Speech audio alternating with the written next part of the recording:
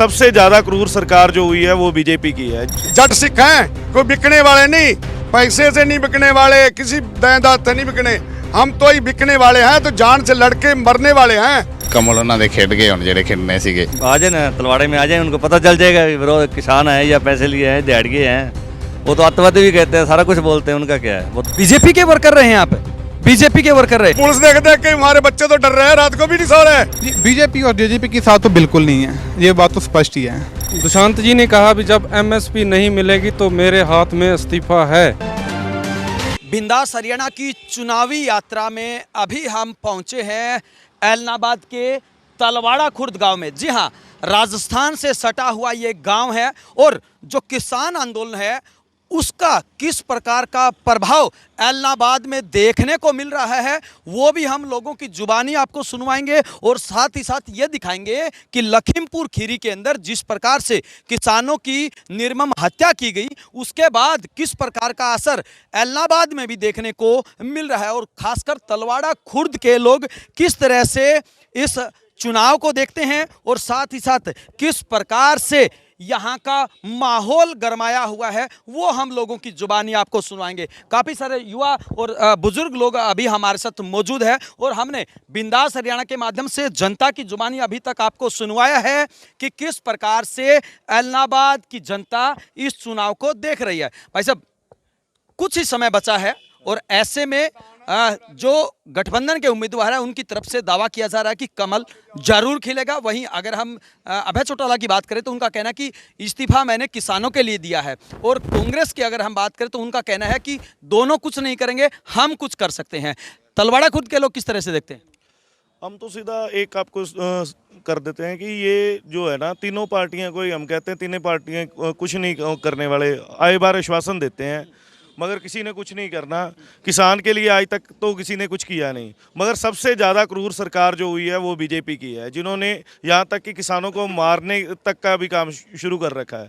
इसलिए आज जो है हमारा संयुक्त मोर्चा का भी आ रहा है, हमारे यहाँ बीजेपी और जेजेपी का पूर्ण विरोध है, पूर्ण बहिष्कार है। देखिए, तलवाड़ा खुर्द के लोगों को जुबानी हम आपको सुनवा रहे हैं कि तलवाड़ा खुर्द में किसी भी बीजेपी और जेजेपी के नेता को, किसी कार्यकर्ताओं को गांव में घुसने नहीं दिया जा रहा है। तो अब आप सोच सकते हैं कि ऐलनाबाद में किस प्रकार के हालात बने हुए हैं। लेकिन अगर हम प्रधानमंत्री मोदी की बात करें तो उनकी तरफ से कहना है कि किसानों का सबसे ज़्यादा भला हमने किया है। उप मुख्यमंत्री दुष्यंत चौटाला कहते हैं कि किसानों का सबसे हितैषी कोई है तो मैं हूँ। हाँ जी, बिल्कुल वही है हितैषी, क्योंकि आप देख लो पिछले सालों में डीजल 100 करने वाला है पूरा, डीएपी का क्या हाल हो चुका है, उससे तो आपको अंदाज़ा हो ही गया कितना हितैषी है। कोई इन्होंने एक भी कोई काम बीजेपी हमें गिनवा दे कि ये किसानों के पक्ष में किया है। ठीक है, किसानों को मारने के लिए तो सारा ही करते हैं, काले कानून भी बना दिए कि किसानों के पास ज़मीन बचेगी नहीं। हो सकता है जो इन्होंने बड़े अंबानी अडानी जिनको किसान बनाना उनका तो भला कर सकते हैं, मगर आम किसान का ये भला कभी भी नहीं कर सकते। बाबूजी, किस पार्टी से पैसे लेके आप विरोध करने के लिए खड़े हुए? ईमानदारी से बताना, दिल से। हम सभी किसान भाई हैं, अपनी हक की कमाई करके खाना जानते हैं, हमको खरीदे हुए बंदे नहीं हैं। जैसे आपने पिछले दिनों देखा यहाँ बीजेपी की रैली थी, वहाँ पैसों के लिए दिहाड़ी पर जो आदमी लेके आए थे उनके लिए शोर शराबा हो गया। हम अपनी हक की कमाई खाने वाले बंदे हैं। और रही बात प्रधानमंत्री जी की या बीजेपी की, तो ये आपको पता है जो भी देश की संपत्ति है वो बेचने को लगे हुए हैं।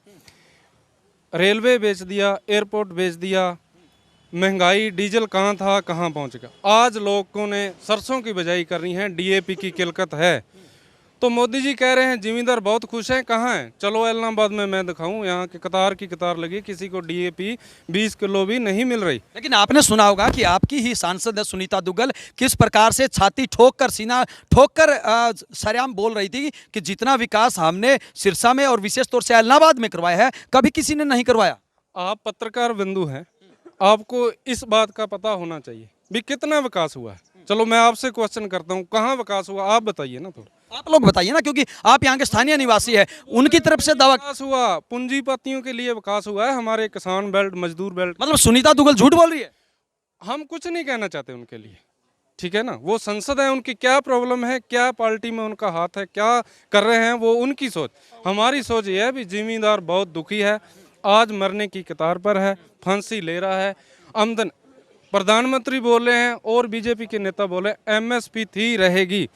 तो आज आपको पता है यूपी में बिहार में धान बिक रहा है 1300 रुपये 1100 रुपये। तो एमएसपी दो ना, वहाँ एमएसपी थी रहेगी तो वो पक्की कर दो। वहाँ एमएसपी थी रहेगी, अगर देनी है तो किसानों को दीजिए। काफ़ी सारे और भी लोग हमारे साथ मौजूद है। युवा होने के नाते आप किस तरह से देखते हैं, युवाओं में किस प्रकार का माहौल बना हुआ चुनाव को लेकर? बहुत ठीक है, माहौल बहुत अच्छा है, कोई दिक्कत वाली बात नहीं। जो आपने एक सवाल किया है कि इनका क्या लीड रहेगी, कैसे इनका होगा, कौन जीतने वाला है, तीनों ही अपने अपने दावे ठोक रहे हैं कि हाँ, वो उस चीज़ से कोई लेना देना नहीं है। हमारा जो विरोध है वो किसानों का विरोध है। हम जेजेपी और बीजेपी का विरोध कर रहे हैं।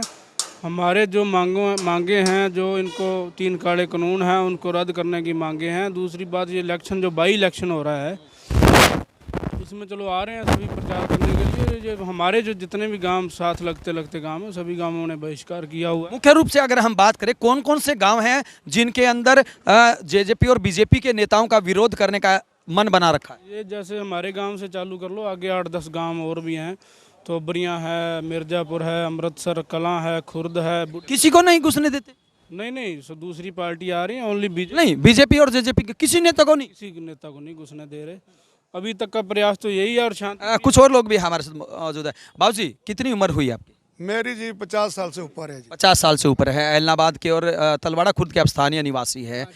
अभी मैंने कुछ क्वेश्चन पूछे थे, आपने भी सुना है। जो गठबंधन के नेता हैं वो ये कहते हैं कि ये दूसरी पार्टियों के बहकावे पर आए हुए हैं, पैसे लेके विरोध कर रहे हैं। कितना माल लिया है? बाबूजी, पैसे लेके कौन वैसे करेगा? जिसी को दिल को पीड़ लगा हुआ है ना, दुख है, जो मेरे भाई मरे हैं या कुछ भी इन्होंने किया है, वो दुख के मारे आप पीट रहे हैं। हमारे दान कटने वाला सब कोई, आप बेले थोड़े हैं जी। तो जो कहते हैं ये ऐसे घूमते आगे, ये आगे, वो कोई आदमी हमारे को साबित तो कराए, इनका कोई आगे सुने भाई ऐसे हैं, किराए पर हैं, कौन है? हम मौजूद आदमी जट सिख हैं, कोई बिकने वाले नहीं, पैसे से नहीं बिकने वाले, किसी देनदार से नहीं बिकने। हम तो ही बिकने वाले हैं, तो जान से लड़के मरने वाले हैं। तो जो हमारी मांगे नहीं पूरी करते उतने मरेंगे, पीटेंगे, जो भी करेंगे वो होगा। हम तो इतना करेंगे। लोकतंत्र में आपको नहीं लगता कि सबको अपनी बात रखने का अधिकार है, सबको एक जगह से दूसरी जगह जाने का अधिकार है? तो फिर आप गठबंधन के नेताओं का विरोध क्यों करें? क्यों नहीं घुसने देते उनको गांव में? ये तानाशाही नहीं है? नहीं जी, तानाशाही कैसे है? जो उन्होंने तानाशाही पहले हमारे साथ कर ली, हमने तो करी नहीं उनसे। हम तो हाथ जोड़ते रहे, अब तक साल हो गए। तानाशाही तो उन्होंने की है ना पहले, तो वो अपनी करतूत से डरते नहीं आते भी हमने क्या करतूत की है, क्या इनका माड़ा काम किया है। दूसरे मौजूद आदमी जाते हैं, हम किसी को रोकते हैं? ये जाएं सीधा रोड पर जाएं, हमारे को क्या है? पर हम अपने गांव से ता नहीं घुसने देते। हमारे बच्चे मरे हुए हैं नीचे, हमको दुख लगता है। इन्होंने हमारी क्या सुनी है? कोई भी एक पार्टी कहती हमने काम किया, दुग्गल का दूसरा का, क्या काम किया हमारे? देखो हम मर गए। डीएपी खाद जिम्मेदार की बड़ी चीज तो है ना, अब मिलती नहीं और बाद में महंगी होगी। तेल है, जिम्मेदार कहाँ जाएगा? जो तेल 100 रुपये हो रहा है, तेल सरसों का खाएगा, घी तो खाना ही क्या है? सरसों का तेल भी 200 कर दिया। गरीब आदमी, अमीर आदमी, जिम्मेदार क्या खाएगा? छोटा जिम्मेदार। गठबंधन के जो उम्मीदवार हैं वो काफी फोर्स के साथ आ रहे हैं, और जब फोर्स आएगी तो आप क्या कर लोगे? हम फोर्स आएगी तो बैठे हैं, मार देगी और क्या करेगी? हम मौन धार के बैठ जाएंगे। जैसे आगे तो भाई खीरी में कर दिया, हमारे भी ऐसा कर देंगे, उनकी मर्जी है। उठ के नहीं जाएंगे आगे से? नहीं जी, नहीं, उठ के बिल्कुल नहीं जाएंगे। ये दिल में हो कहीं भी चले जाएंगे, कहीं भी कोई भी बच्चा भी कहीं नहीं जाएगा। आगे लंबा बढ़ के मरना मंजूर है, पर पीछे नहीं हटेंगे जी। प्रधानमंत्री नरेंद्र मोदी के द्वारा तारीफ की जाती है कि आपको हरियाणा को एक ऐसा मुख्यमंत्री मिला है जिसने 50 साल में इतने अच्छे काम नहीं किए, वो मुख्यमंत्री अब आपको मिला हुआ है। हाँ जी, मुख्यमंत्री तो बहुत बढ़िया मिला है जी। पहले ही ऐसे कोई काम नहीं हुए मरा मराई वाले ना। हमारे बच्चा ने इतनी पुलिस देखी थी, हम पुलिस देख के हमारे बच्चे तो डर रहे हैं, रात को भी नहीं सो रहे। भाई पता नहीं क्या है, रात को भी गाड़ियाँ टू टू करती है, तो रात भी बोलते अरे जो पुलिस की गाड़ी आ गई है। इतने हमारे को मुख्यमंत्री ने सुविधा दी है।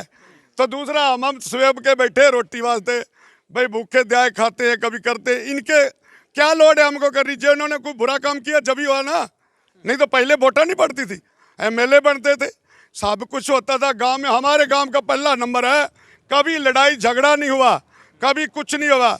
और मीरचंद जी अजय भी बैठे हैं, चलो हमारे भाई हैं गांव के, पर अच्छा वो भी बहुत बढ़िया कर रहे हैं, पर उनको चाहिए। एक बात और बताइए, जिस प्रकार से आपने कहा कि विरोध करेंगे, तो मुख्यमंत्री की तरफ से भी बयान आया था कि लठ तैयार रखिए। हाँ जी, वो मुख्यमंत्री अच्छे हैं ना, जो भी बड़े लाठी और ये तो लाठी का लाएगा, तू बंदूक गोली वाले ले आया, लाठी वाले क्या करेंगे, तू तो गोली चला, कुछ चला दे, तेरा राज है भाई, कुछ नहीं। चलो हमारे पर पड़ेगी, हम काटेंगे, हम डरेंगे नहीं इसके लाठी से या पाठी से, कुछ भी करे। गोली वाले भी आएंगे, अथरू गैस वाले भी आएंगे, रस्सा लेके बांधने भी आएंगे, भी बांध के चख लो, उससे नहीं डरेंगे, कोई हमारे को डर नहीं, कुछ नहीं। हम सीधे साधे हैं, अपना न्याय लेंगे, अपना हक लेके रखेंगे, हमारा हक मिल जाए, हम अपने घर बैठे हैं, कोई मोदी को कुछ नहीं कह रहे, ना दूसरे को, जो मर्जी करे। पहले नहीं था, पहले बहुत आए हैं, डॉक्टर मोहन सिंह जी और भी कई मंत्री रह गए इतने पहले, इन्होंने पार्टी बहुत बढ़िया भेजी है हमारे वास्ते। मतलब आपका ये कहना है कि जो इतनी फोर्स लेके चल रहे हैं, वास्तव में कहीं ना कहीं वो आतंक को, भय को वो बढ़ावा दे रहे हैं। हाँ जी, बिल्कुल है जी। ये तो आप पत्रकार हो, आप भी देखते हो, जिद पे एक आदमी आता है उसके कम से कम हजारों। लेकिन गोपाल कांडा तो समाज सेवी हैं, गोविंद कांडा बहुत बड़े समाज सेवी हैं। वो तो जी बहुत ज्यादा है, वो तो हम बोल रहे हैं अभी मंदिर में इतनी सेवा करते करते, भक्ति करते करते ये काम क्या कर रहे हैं, वो तो देखें, वो गुरु को तो कुछ करें। भाई जी आपने क्वेश्चन पहले तो किया भी, जो गठबंधन सरकार है जेजेपी और इनकी, जो दुष्यंत चौटाला हैं, ताऊ देवीलाल के पोते हैं, और इन्होंने देवीलाल के अकॉर्डिंग जो कहा था भी मैं किसानों का हितैषी हूँ, तो अब कुछ तो बयान देना। उस दुष्यंत जी ने कहा भी जब एमएसपी नहीं मिलेगी तो मेरे हाथ में इस्तीफा है, तो अब एमएसपी के रेट पर फसल तो किसानों को नहीं बिक रही, तो उनको इस्तीफा दे देना चाहिए। नहीं, ये तो उसके उल्ट कर रहे हैं, उनके साथ में गठबंधन करके किसानों के ऊपर गाड़ियां चढ़वा रहे हैं, यूपी में चढ़वा रहे हैं, यहाँ कहीं पुलिस से लठ मरवा रहे हैं। दूसरी बात आपने क्वेश्चन किया, गोपाल कांडा का समाज सेवी है, गोविंद कांडा समाज सेवी है, क्योंकि बार बार मंच से दावे किए जा रहे हैं। आपकी बात से सहमत हूँ, गोपाल कांडा समाज सेवी हैं, पर गोपाल कांडा जी समाज सेवी होने के साथ साथ बीजेपी के सिंबल के नीचे इलेक्शन लड़ रहे हैं। गोपाल कांडा जी बीजेपी के सिंबल से बाहर आके इलेक्शन लड़ते तो उनका जो समाज सेवी बेनिफिट है उनको जरूर मिलता। आज लड़ाई किसान वर्ग की किसके साथ है? बीजेपी के साथ। और गोपाल कांडा जी किसके साथ इलेक्शन लड़ रहे हैं? बीजेपी के सिंबल में। यदि बीजेपी सिंबल के वो इलेक्शन नहीं लड़ते तो उनका सत्कार था। बस यही हमारा क्वेश्चन। अब नहीं, अब तो बीजेपी के सिंबल के वो इलेक्शन लड़ रहे हैं, तो बीजेपी का ऑलरेडी आपको पता है, सारे ऑल इंडिया में सारे विरोध चल रहा है। कुछ युवा साथी भी हमारे साथ मौजूद है। युवा किस तरह से देखते हैं, क्योंकि अगर हम हरियाणा के उप मुख्यमंत्री दुष्यंत चौटाला की बात करें, वो युवा हैं, दिग्विजय चौटाला युवा हैं, और उनकी तरफ से ये दावा भी किया जा रहा है कि हम वास्तव में किसानों के हितैषी हैं। उनकी तरफ से ये भी कहा गया कि एमएसपी रेट पर फसलें खरीदी जाएंगी और पूरे हरियाणा का समान विकास किया जाएगा। देखिए, जहाँ तक उनके 3 काले कानूनों की बात है, उसमें ये साफ तरीके से लिखा हुआ था कि पूरे भारत में कोई भी किसान है कहीं पे भी जाके फसल बेच सकता है, हर एक मंडी उसके लिए खुली है। तो अब पीछे से ही अब यहाँ पे राजस्थान है, राजस्थान से बहुत किसान भाई हमारे इलाहाबाद में फसल अपनी बेचने आते हैं, उसी पर उन्होंने रोक लगा रखी है। वो तो अपनी बातों के आप खुद उल्ट चल रहे हैं। उन्होंने तो खुद कहा है कि यहाँ यूपी से, जहाँ राजस्थान से कोई भी फसल हरियाणा में बेचने आता है तो उसकी बिक्री नहीं होगी यहाँ पे। तो वो तो इलाहाबाद के युवा किसके साथ? जी, बीजेपी और जेजेपी के साथ तो बिल्कुल नहीं है, ये बात तो स्पष्ट ही है। क्लियर है, बिल्कुल क्लियर है जी। मतलब क्या कुछ लोगों के कहने से ये स्पष्ट हो जाएगा? जी, आप खुद न्यूज़ रिपोर्टर हैं, आप हर गांव में जाते हैं, आपको पता ही होगा। युवा अब पढ़ा लिखा है, अब हर चीज़ अच्छा बुरा अपना जानता है। आपके सामने 3 उम्मीदवार हैं, अगर हम बात करें गठबंधन उम्मीदवार की या इनेलो उम्मीदवार की, कांग्रेस उम्मीदवार की, किस उम्मीदवार में कौन सी खूबी लगती है आपको? देखिए, वैसे तो अगर राजनीतिक तौर पर देखा जाए तो तीनों उम्मीदवार ही इतने अच्छे नहीं हैं। उनका जो बैकग्राउंड है वो इतना अच्छा नहीं रहा है, किसानों के हित में तो नहीं रहा है इतना अच्छा। तो अब तो आगे देखेंगे क्या होता है, किसको चुनती है सरकार, लेकिन फिलहाल तो तीनों कैंडिडेट हैं वो किसानों के हित में तो नहीं है।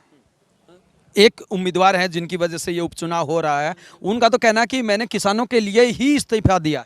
देखिए, अगर किसानों के हित में उन्होंने इस्तीफा दिया है तो दोबारा एक इलेक्शन में क्यों खड़े हुए हैं? अब जो ताम जमाम हो रहा है, इतना खर्चा हो रहा है, इतनी मिलिट्री आई हुई है, तो उन्हीं की वजह से है, ये तो उन्हीं की देन है। तो दोबारा इलेक्शन में क्यों खड़े हुए हैं? अगर आप किसानों के साथ हैं तो किसानों के साथ आकर बैठें। ये तो स्पष्ट है ना, वो किसानों के साथ नहीं, अब दोबारा चुनाव क्यों लड़ रहे हैं? ये तो हर एक युवा उनसे प्रश्न पूछ रहा है, लेकिन वो खुद ही बाहर नहीं आ रहे हैं। फिलहाल तो वो बीमार हैं, घर पे बेड रेस्ट कर रहे हैं। भाई साहब, आप किस तरह से देख किस बारे? चुनाव का समय बहुत नज़दीक आ गया है और सभी नेताओं की तरफ से जीत के दावे किए जा रहे हैं। वहीं अगर हम गठबंधन उम्मीदवार की बात करें तो अब की बार ये दावा किया जा रहा है कि एलनाबाद में कांडा कमल खिलाएंगे। ਕਿੱਥੇ ਹੋ ਰਿਹਾ ਦਾਅਵੇ ਜੀ? ਕਿਤੇ ਕੋਈ ਦਾਅਵੇ ਦੂਵੇ ਨਹੀਂ ਹੈ। ਕਮਲ ਉਹਨਾਂ ਦੇ ਖੇਡ ਗਏ ਹੁਣ ਜਿਹੜੇ ਖੇਡਣੇ ਸੀਗੇ। ਅਸੀਂ ਵੀ ਬੀਜੇਪੀ ਦੇ ਨਾਲ ਸੀ, ਫੁੱਲ ਚੰਗੀ ਤਰ੍ਹਾਂ ਸਪੋਰਟ ਵੀ ਕਰਦੇ ਸੀ, ਪਾਰਟੀ ਦੇ ਨਾਲ ਜੁੜੇ ਹੋਏ ਸੀ। 10 ਸਾਲ ਫੁੱਲ ਵਰਕਰੀ ਵੀ ਕਰੀ ਹੋਈ ਹੈ ਮੇਰੀ ਬੀਜੇਪੀ ਤੇ। ਹਾਂਜੀ। बीजेपी के वर्कर रहे हैं आप? बीजेपी के वर्कर रहे हैं? बीजेपी के वर्कर रहे हैं बिल्कुल वर्कर रहे हैं जी बीजेपी के। और अब क्या हुआ? अब छोड़ दिया बीजेपी को वजह? किसानों के कारण। लेकिन सरकार तो किसानों के लिए बोल रही है कि हम बहुत अच्छा कर रहे हैं। क्या अच्छा किया है जी? सरकार ने क्या अच्छा किया है? 3 कानून लेके आई है। हाँ, वही 3 काले कानून है जो उसको वापस करवा के हम फिर सरकार के साथ होंगे। बिल्कुल होंगे। ये 3 काले कानून वापस हो जाएं, हम सरकार के साथ हैं। तब तक गठबंधन के उम्मीदवारों का बहिष्कार रहेगा बिल्कुल रहेगा जी, पूरे गांव का। पूरे गांव का जी। ये देखिए जवाब देना चाहेंगे। जैसे कि आपने एक पहले प्रश्न पूछा था कि लोकतंत्र में कोई भी व्यक्ति कहीं भी जा सकता है, ये उसका अधिकार है। तो जब ये लहर है जो पंजाब से दिल्ली की तरफ जा रही थी सेंटर सरकार को आंदोलन के लिए, तो सबसे पहले जो रुकावट की थी वो मनोहर लाल खट्टर ने की थी करनाल पे, अम्बाला पे, करनाल पे और कुरुक्षेत्र पे और पानीपत पे। तो ये तो उन्हीं ने सिखाया ना हमें। नेशनल हाईवे तक खोद दिए, बैरिकेडिंग कर दी, ट्रक रोक दिए, बड़े बड़े कैंटर रोक दिए, भी किसानों को आगे नहीं जाने देंगे। तो वो भी तो एक उनका अधिकार का हलन ही हो रहा था ना। तो वही हम उनको वापस दे रहे हैं, जो आपने हमें सिखाया हम आपको वही तो दिखा रहे हैं ना। अब गाँवों में इसलिए तो रोक रहे हैं, आपने भी तो रोका था, जो आप सिखा रहे हैं हम तो जैसे को तैसा का जवाब दे रहे हैं। एक और बाबूजी हमारे साथ अभी आए हैं। बाबूजी, कितनी उम्र हुई आपकी? 50-51 साल की। 50-51 साल है। अगर हम चुनावों की बात करें तो बहुत सारे चुनाव यहाँ पे हुए हैं, इलाहाबाद में उपचुनाव भी हुए हैं। अब की बार क्या अंतर देख रहे हैं आप? किसानों का बहुत बढ़िया अंतर है जी, पूरा असर होगा इस किसानों पर। किसके ऊपर असर होगा? और देखो हम तो किसानों के साथ है, बीजेपी और इसका ही विरोध करना है हमने तो जी बस। जेजेपी का तो विरोध करेंगे आप? पूरा जी पूरा डट के करेंगे जितना भी होगा। क्यों विरोध करेंगे? तो किसान कितने शहीद हो गए जी, नहीं काले कानून है वो वापस नहीं कर रही। वो तो कह रहे हैं कि जो विरोध कर रहे हैं वो या तो पैसे लिए हुए उन्होंने या विपक्षी पार्टियों के लोग। उनको या आ जाए ना तलवाड़े में आ जाए, उनको पता चल जाएगा विरोध किसान है या पैसे लिए हैं, दिहाड़िए हैं। वो तो आतंकवादी भी कहते हैं, सारा कुछ बोलते हैं, उनका क्या है? वो तो वो आएंगे, वो बहुत सारी गाड़ियां लेके अभी आने वाले हैं। हाँ तो आ जाए, तैयार खड़े हम। ऐसे को तैसा फिर वैसे ही जवाब मिलेगा। बिल्कुल। देखिए ये थे तलवाड़ा खुर्द के लोग। एक बार फिर चलते चलते आपको एक छोटी सी तस्वीर आपको दिखा देता हूँ। ये तलवाड़ा खुर्द गांव है और यहाँ से ठीक 2 किलोमीटर के बाद राजस्थान की जो सीमा है वो शुरू हो जाती है। और यहाँ पर बिल्कुल साफ अक्षरों में गांव के एंट्री गेट पर लिखा हुआ है बीजेपी, जेजेपी व इनकी सहयोगी पार्टी का पूर्ण रूप से बहिष्कार। जी हाँ, दिल्ली की सड़कों पर जो किसान आंदोलन लड़ा जा रहा है, जो किसान आंदोलन चल रहा है, उसका सीधा सीधा असर एलनाबाद के उपचुनाव में भी देखने को मिल रहा। आप मेरे साथ देख सकते हैं बीजेपी, जेजेपी व इनकी सहयोगी पार्टी का पूर्ण रूप से बहिष्कार। इतना ही नहीं, साथ ही साथ चेतावनी भी दी गई है और चेतावनी में लिखा है कि इन पार्टियों के नेताओं का गांव में आना जाना मना है। अगर इन पार्टियों का कोई नेता फिर भी इस गांव में प्रवेश करता है, एंट्री करता है, तो होने वाले नुकसान के खुद